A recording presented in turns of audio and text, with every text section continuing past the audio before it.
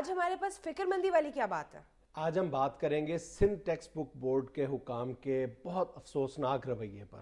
کیوں جی انہوں نے بھی پنجاب ٹیکسٹ بک بورڈ کا کوئی جھوٹا کھا لیا؟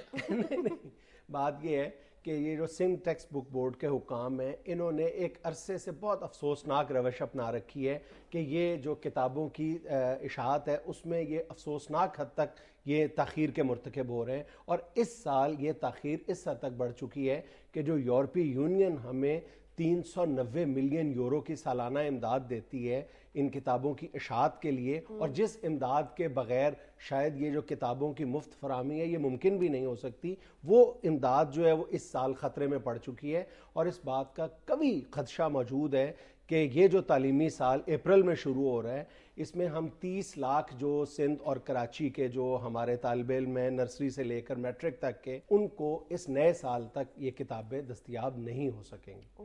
30 لاکھ کتابیں؟ جی 30 لاکھ سیٹس فروخت کیے جاتے ہیں, مفت فراہم کیے جاتے ہیں, اور اس سال یہ ممکن نہیں ہے کہ ہم یہ مقررہ اوقات کے اندر ہم یہ کتابیں ان کو فراہم کر سکیں. نہیں تو بچے پھر فلموں کے اشتہار پڑھ کے امتحان دیں گے جی. اسی لیے تو یہ ہمارا آج کا لمحہ فکری ہے کہ صرف 3-3.5 ماہ رہ گئے ہیں نیا تعلیمی سال شروع ہونے میں, اور دور دور تک اس بات کا کوئی امکان نظر نہیں آ رہا کہ ہم ان 30 لاکھ بچوں کو یہ کتابیں فراہم کر سکیں گے. نہیں تو ان سے کوئی بھی نہیں کہہ رہا کہ فٹاٹ شروع کریں چھپوائی. بھئی آج سے بھی اگر یہ کام شروع کر دیا جائے تو کم از کم یہ جو کاغذ کی خریداری اور کتابوں کی اشاعت کے لیے جو ایلوکیشن کا پروسیس ہے یہ بھی 4 ماہ لے جاتا ہے. اگر آج بھی یہ کام شروع کر دیا جائے تو 4 ماہ تک تو صرف کتابوں کی اشاعت ہی ممکن نہیں ہو سکے گی.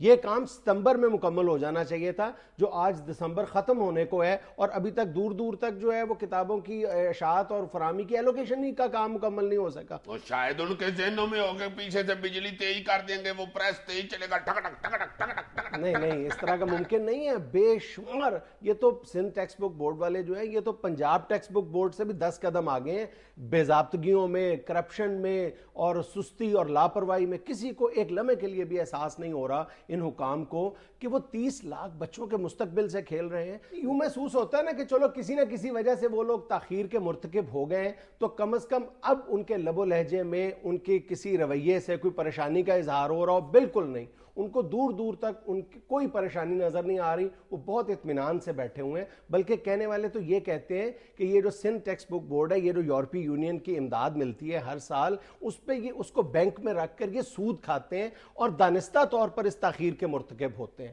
کیا ویسے یار, ویسے سندھ میں تو اتنے سینئر اور جینیس اور پرانے لیڈر ہیں, 6 باری تو ان کے بال چٹے ہو گئے پھر کالے ہو گئے ہیں, پھر چٹے ہو گئے پھر کالے ہو گئے ہیں.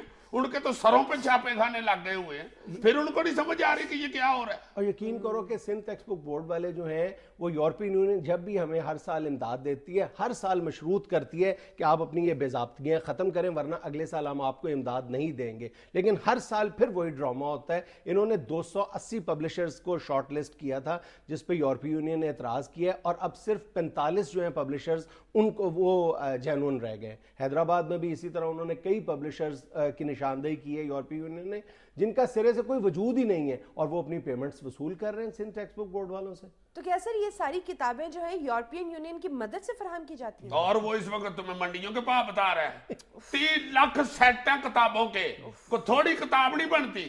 ہمارے پاس تو دال سیویاں رکھنے کے لیے کاغذ نہیں ملتا. 40 کروڑ روپے کا کاغذ اس مقصد کے لیے خریدا جاتا ہے, اور ان کتابوں کی اشاعت پر 60 کروڑ روپے خرچ کیے جاتے ہیں, اور ظاہر ہے کہ اس کا بڑا حصہ جو ہے وہ یورپی یونین ہی ہمیں دے رہا ہے. اور وہی امداد اس دفعہ خطرے میں پڑ گئی ہے, اور بہت قوی اندیشہ ہے کہ آئندہ سے یہ امداد ہمارے لیے روک دی جائے گی, اس کے دروازے بند کر دیے جائیں. اور باتیں ساری حکومت کے لیڈران کر رہے ہیں کہ تعلیم بہت ترقی کرے گی, ہم تعلیم کی ترقی اور ترویج کے لیے دن رات ایک کر رہے ہیں, بلکہ دن دگنی اور رات چگنی کرپشن کر رہے ہیں. فیڈرل گورنمنٹ ہو, پنجاب حکومت, سندھ حکومت, بلوچستان حکومت, خیبر پختونخوا, جتنی حکومتیں ہیں ساری اتنے دعوے کرتی ہیں کہ جی تعلیم ہماری پہلی ترجیح ہے. تعلیم کسی حکومت کے رویے سے یہ لگتا ہے کہ حکومت تعلیم ان لوگوں کی پہلی ترجیح ہے. جتنی کرپشن تعلیم کے شعبے میں کسی اور شعبے میں آپ کو نظر نہیں آئے گی, جتنی لاپرواہی تعلیم کے شعبے میں کسی دوسرے شعبے میں نظر نہیں آئے گی. یہیں سے اندازہ لگا لو کہ ان کی کتنے نمبر کی ترجیح ہے تعلیم. اور یار ان ساروں کی حرکتیں دیکھ کے مجھے تو لگتا ہے کہ یہ سب آخری اوور سمجھ کے کھیل رہے ہیں, ہر گیند پہ چھکا لگانے کی کوشش کر رہے ہیں. ہاتھی مک گئی ہے ایمان سے اس دفعہ. بالکل ہر طرف اندھیر نگری مچی ہوئی. وہ نہیں کہتے کہ 3 کہانیاں پاؤ 12. ہائے ہائے ہائے. جناب محترم قیام علی شاہ صاحب سرکار, اللہ آپ کو زندگی سے تندرستی عطا فرمائے حضور. 3 لاکھ بچوں کا مسئلہ ہے جناب. آپ تو سیانے بیانے آدمی ہیں حضور.